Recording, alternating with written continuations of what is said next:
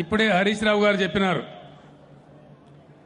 సరిగ్గా 30 ఏళ్ల కింద 83 సంవత్సరంలో ఆనాటి ముఖ్యమంత్రి ఎన్టీ రామారావు గారు ఇదే రోడ్డు గుండా కరీంనగర్ వెళ్తా ఉన్నారు.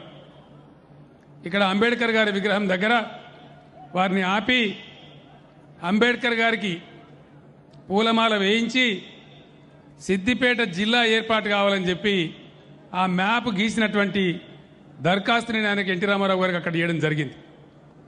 సరే అప్పుడు కాలే. కానీ ఈరోజు తెలంగాణ రాష్ట్ర చరిత్రలో అతి గొప్ప పరిపాలనా సంస్కరణ, దేశం మొత్తం అబ్బురపడుతున్నటువంటి అద్భుతమైనటువంటి సంస్కరణ మన గడ్డ నుంచే ప్రారంభం కావడం, అది నా చేతుల మీదుగా సిద్దిపేట జిల్లా ఏర్పాటు కావడం ఈ జీవితంలో ఏ రోజు కూడా మర్చిపోలేనటువంటి ఒక అతి సంతోషమైన రోజుని మనవి చేస్తా ఉన్నా. ఢిల్లీకి రాజైనా తల్లికి కొడుకే.